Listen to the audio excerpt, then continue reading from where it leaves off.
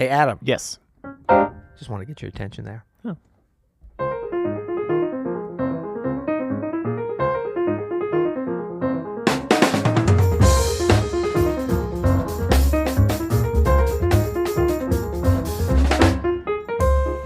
I'm Adam Manis. And I'm Peter Martin. And you're listening to the You'll Hear It podcast.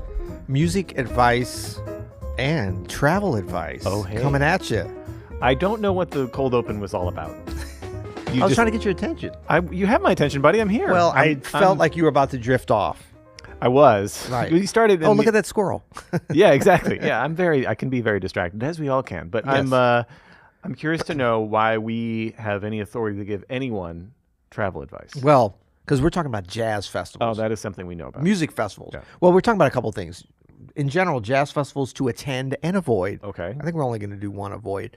But full disclosures, all of these are called jazz festivals. Okay. Many of them have very little jazz. You know, and we're going to talk about that. So, like, Some more than others. Some more than others. Yeah. But I feel like people love going to jazz festivals, and they're fine with not actually hearing any jazz. I'm not trying to be jazz police or dogmatic, but it's weird because could you imagine going to a hamburger restaurant and not eating a hamburger festival, or not even having very many hamburger festival, and not really having to kind of hunt around this for the one's tough hamburgers? for me, man, because you know how much I don't like labels, right? Yeah. And I don't like it. I feel like if I were to complain about this, then I would be using the labels just for my own advantage. Exactly. So I don't want to poo any festivals that call themselves. First of all, why I even just call think it's funny. Yeah, you call yourself a jazz. Don't even call yourself a jazz. Because festival. people love a jazz festival, but if you ask them, they won't really necessarily say to go hear jazz music. Or maybe it's what they think. People love a jazz festival. They just don't like jazz. No, they think about like you're outside, everything There's that's wine, surrounding. there's There's wine, there's cheese. cheese, maybe. There's a festival type.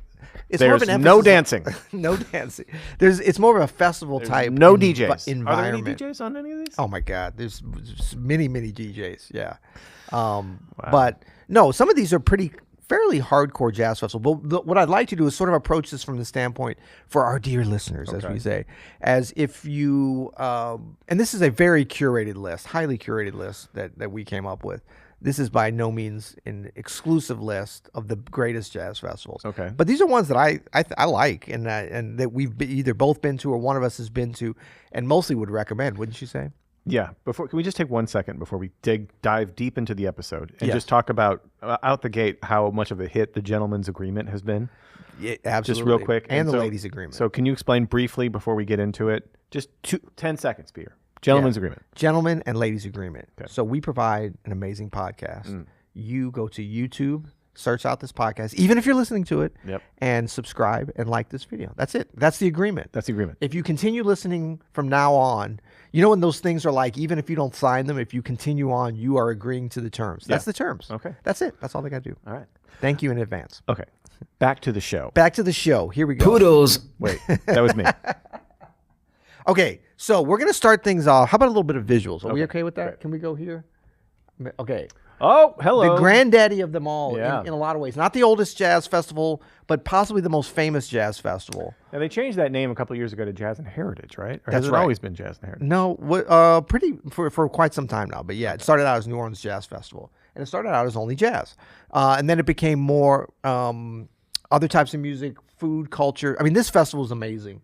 And you know, I've been to a lot. I used to live right around the corner from the fairgrounds in New Orleans many years ago, where actually on this picture you can almost see this is kind of my neighborhood over here. Hey. Of course, this is the city here. This is Bayou St. John over there. But basically, it's like an incredible lineup. But about maybe 20 years ago, or maybe even a little more, they started getting some really, they'd always have some big performers. Like you'd have like a Paul McCartney. Right. But he would be like kind of secret sitting in with, you know, the Meters or something. Right. It wasn't like, but then they started just getting like huge sponsorship presented by Shell. Ever heard of them? They don't even have to have their name. They just have a picture of them. They make oil, Adam. Gulf Oil. Familiar with that? Interesting. But it's an amazing organization. I know a lot of the folks that have worked The New Orleans Jazz and Heritage Foundation, which puts on the festival, is a nonprofit that does incredible stuff in the community. So a lot of people don't realize, they'll complain, oh, the ticket price has gone up, it's become too commercial. But that money goes back into the community in some amazing ways. We won't get into all that today, but it's just to say that if this kind of lineup, if this kind of a vibe, this can be a little bit, this looks a little COVID-y, right in that area there. But just know that the whole festival is not this packed together. This is that food this menu is one of the down. That big. looked- This is probably John Mayer or somebody up there. That food menu looked awful like something. The food is amazing. might The be food interested in. is great. Incredible vendors. But since this is coming up, actually, it's always the last weekend of April and the first weekend of May. Well, It's today's easy to- May 1st. Today's May 1st. So this you missed the first one. We're not even going to look at that, but I'll just take you through. Thursday, and they go Thursday, Friday, Saturday, Sunday, the second weekend. This Thursday is always a fun day because it's not like you're not getting some heavy hitters. Santana, or as you called him, Santana. I don't know why you said that. Leon Bridges, Buddy. I mean, look, you got some heavy hitters, but this is the most chill day. If you don't want the biggest crowds, it's going to be big crowds, but you want this is always known as the locals day. So a little insider tip. Interesting. So a lot of these people are local New Orleans musicians. Well, every day they do great of like, that's part of their mission, and they stick to it, is to have a lot of local music. Local musicians, truly local musicians, but they also, this is the one day that people that live in New Orleans in the area, if they're going to go, even if they complain, oh, it's gotten too commercial, they'll go on this day because the crowds aren't as big. Yeah. A lot of times they give out tickets for free to the community, which is a really cool thing they do. So anyway, definitely go check that out. Obviously, this is all great. And the way they present these, a lot of festivals do this, but they kind of pioneered in this, is sort of from the biggest names to the smallest names. So it's a little bit judgy, but it's just to say that, like, don't just stop as you're reading here. Bonorama, this is a great group that's super popular in New Orleans. It's all... I've seen them. They're yeah, amazing. they played in St. Louis there, you know. Yeah. Should we broadcast from Jazz Fest next year? That would be awesome. Well, you'll hear it. Astral Project, this is a great group. You know David what I mean? Torkanowski. Maybe we go to the Heritage stage and just hang out and do some commentary. Dude, I would totally do that. Interview some musicians. Let's do it. So then we'll just jump a little bit here to Friday. John Baptiste, so they always get a lot of great locals that have Luda moved on. Christian McBride, this is a great group that he has, quartet. New John Boutte. John Boutte owes me $100. I don't know why. I'm serious. He's owed me $100 for over 20 years. I'm just putting that out there. I want my $100. Chris Thomas King, not to be confused with our friend Chris Thomas King, though, great blues musician. Coltrane Legacy featuring Tony DeGrati. That's going to be nice. Irma Thomas, legend from New Orleans. Ludacris, of course, legend from somewhere else. Let's go to Saturday. Her. Ever heard of her? Yeah. She's big. She's big time. But to kind of concentrate a little bit on the jazz stuff, if you're going... well, let me jump over here. Okay, so if you do go to New Orleans Jazz Festival, you got to get your bearings because the place is big. Yeah. This is the fairgrounds. This is where horsies... look at that. They run around here, but it's all shut down. Horses. Is that a Louisiana term? Or? It's a horse track. Okay. Yeah, horsies. But once you get in there, if you're a jazz person, this is going to be your zone. This is going to be little tent on the side. Yeah. Well, it's bigger than and it does look like it's on the outskirts there. But the nice thing about it is you can go in there. It's a big tent, but it's a little bit of an oasis for jazz. So even though it's called the New Orleans Jazz and Heritage Festival, this is kind of the only jazz in a lot of ways. I mean, sometimes stuff will show up on the bigger stages, but this is it. The gospel tent is the same thing. So what's cool about it, and the blues tent, these three tents, you have some people that will go to them and sit down. First of all, that's really the only covered tent. Well, Economy Hall. This is, okay, sorry, I should have mentioned this too. Economy Hall is great for traditional New Orleans jazz. Okay. Like that's going to be all, not just musicians from New Orleans mostly, but also like folks from Europe, from Japan, from around the world, really great devotees or devotees to really original New Orleans. I don't even want to say Dixieland, but just original stuff. Everything else is out in the open. It can be super hot, sunny. It can be raining or whatever. So a lot of people like these tents because you can just plop yourself down. All you got to do is go over here to get your food and come back. So this is where a lot of the action, I think, that our listeners would really enjoy. The jazz tent, certainly the blues tent, and the gospel tent as well. Amazing. Yeah. And so, you got Terrence Blanchard. He'll be at the jazz tent. And Nice. This doesn't really show you. You have to go to what they call the grid view, so we're not going to do that. Oh, Trombone Shorty. Jeremy Davenport, friend of the Jeremy pod. Davenport, friend of the pod. Delphi Morsalis. Kermit Ruffins. The Roots. You get some... Sunday, you're going to get some heavy hitters. You're going Mumford & Sons. You're going Tom Jones.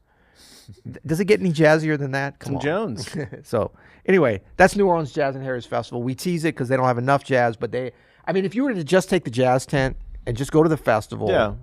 and It's a huge festival. It's a too, huge right? festival, and you're Yeah. going to get such amazing music there. You could just ignore everything else, Tom Jones and everything else, and really have a great time and love it. So it's an amazing thing. It's one of the biggest festivals in the world. It's put on. Oh, Herbie Hancock. Let's show Who? that. Herbie Hancock. He'll be at the jazz tent, Oh. which is great. There you go. Melissa Etheridge, Galactic.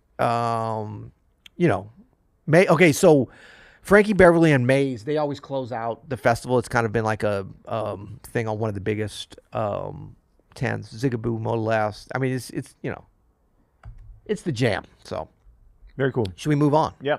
Okay, so now we're gonna go across the Atlantic Ooh. over to a little place that I think people will have heard of, Umbria Jazz. Oh yeah. This is a great festival primarily in the city of Perugia. They have this big outdoor arena stage, they call it, but it is outdoors. It's a really big area. I mean, there's probably 10,000 people or something like that. They get some really big. I don't think that they have the lineup yet put up because they're usually a little bit later. But it's the kind of festival. Oh, Just go. Yeah, just go. Just go. Like it's a really cool city. Yeah. It's a beautiful place. You're in Italy. Yeah. Oh, look, it's trying to get me to download something. So they do have some stuff announced. Oh, Bob Dylan. I've heard Bob of him. Dylan ever? Yeah, I mean, it's like a big, Dado Moroni's an amazing Italian, Yeah. or is he Spanish? I forget. Oh, they got a lot of stuff announced. So this Herbie. is good. Herbie. Yeah, so, I mean, you can just sign up. These are ticketed events, but there's amazing stuff up in the town. Stefano Bolani is a great pianist. You would enjoy him a lot. This is just a good one to kind of go and take it all in. There's really cool. This venue, the Teatro Morlacchi, Yeah. is amazing. I think you played there when you were there.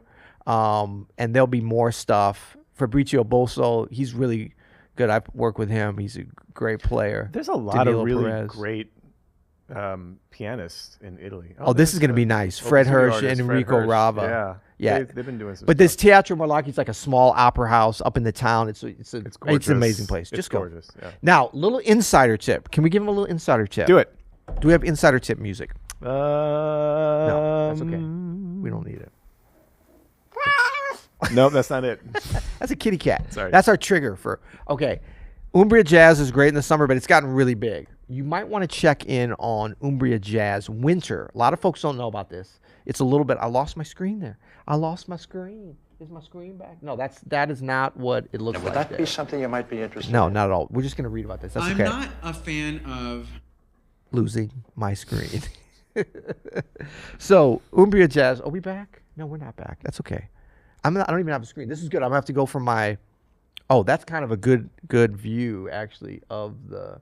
We're going to have to describe it.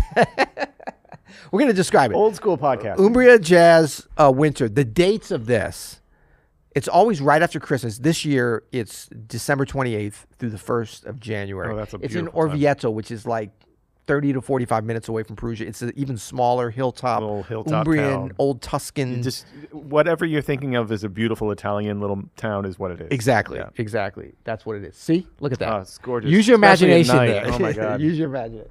I'm gonna start going like this, and fun things are gonna happen. Okay. Ooh, we don't like that. There we go. Okay, so this is a great festival because you're gonna have great music. It's gonna be more hardcore jazz based. Yeah.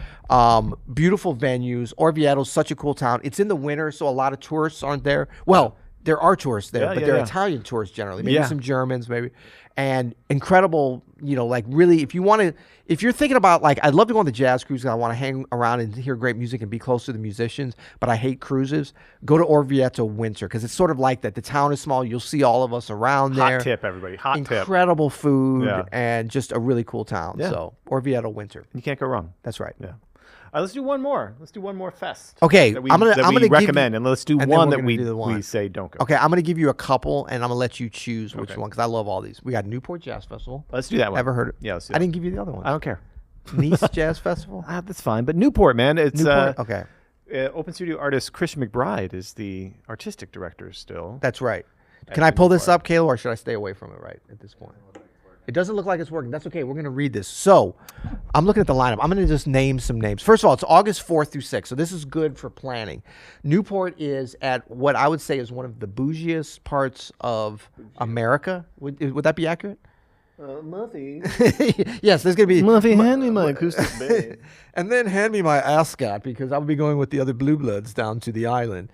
It's in Newport, Rhode Island. It's in a beautiful location. No, it's actually a super like inclusive kind of party atmosphere. I mean, it's a little bit chill, but it's like right by the water there. It's always windy and great. All the sailboats and other boats. Share my screen. Share your screen. Big time. Big time. How about if we do that? There we go. Yeah. So this is the lineup. So it's Friday, Saturday, Sunday. It's always over that weekend. Herbie Hancock, John Baptiste. So the festival's director is Christian McBride, friend of the pod. Yeah. He's the artistic director. And by the way, he just kills this. Look at this. So Samara this Joy. is way more of things that you're going to see if you're if you really like jazz music. You know, obviously J-Bat, Herbie, they're making the rounds, Yeah. right? Kamasi, But Washington. Kamasi, Diana Krall, Samara Joy, who is It's a really nice mix, having right? a moment. Mood Swing McBride's Reunion. Jam John. The Mood Swing Reunion, which I would definitely see.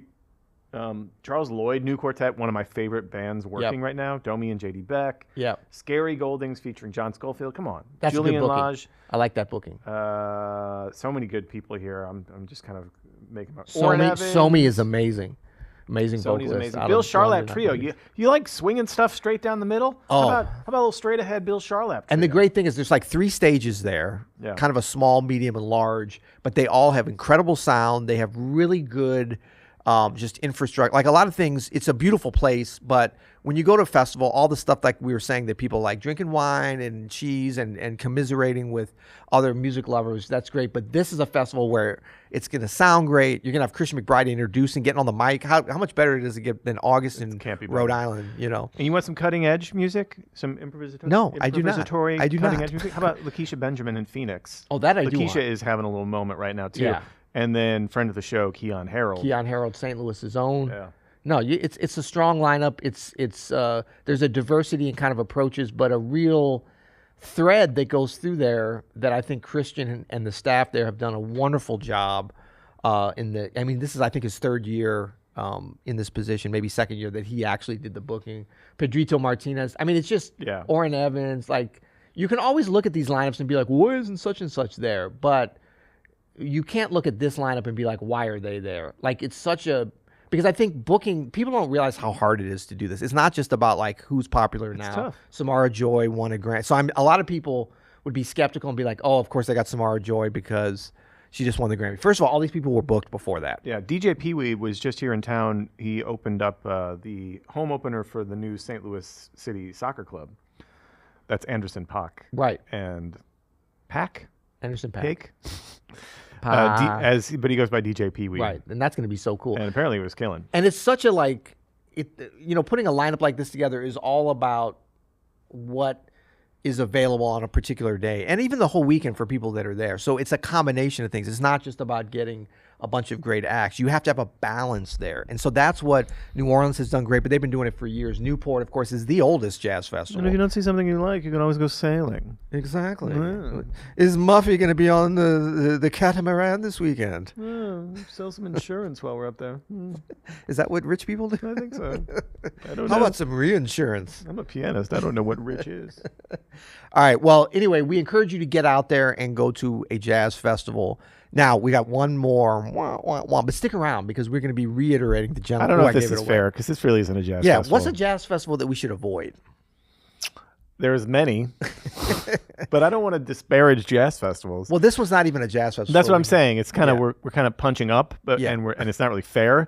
But if you like jazz, we'll say this: if you like jazz, stay away from South by Southwest. South by Southwest. They don't seem to have any jazz programs. No. Also, it's a huge music festival. Apparently, it's just getting ridiculous down there too. Is it? Yeah. I mean, they got tracks, they got this and whatever. Austin's awesome though. So yeah, Austin's incredible. Well, let us know in the comments, please, on the YouTube. Gentleman's Agreement. Just a reminder, if you made it this far, you definitely have to go subscribe. 100%. I know many of you have. We appreciate you guys so much. Leave us a rating review wherever you get this podcast. That's all we're asking for. We're not asking for money. We talked about it, though. No, we're not asking for money. We're just asking for love, which is so much deeper. But also let us know in the comments your favorite festival. Yeah. Tell us about some small festivals. I want to do another episode on these. Are all blockbuster That'd be fests. something you might be interested in. Totally. Yes, it would be very much. Let us know about a small festival because we love those too. And let us know where you want us to go, maybe this summer or even next year, to do a little play-by-play Peter, action. we need to hit the road with this podcast. We're hitting the road. We got to do a live show. We could even do some little piano concerts. We can do some live podcasting. We can have a crowd. Yeah. Do some clinics. You know what I mean? Right. Some interviews. Yeah. We're coming for you, Rick Beato. We are coming for you. All right. Until next time. You'll hear it.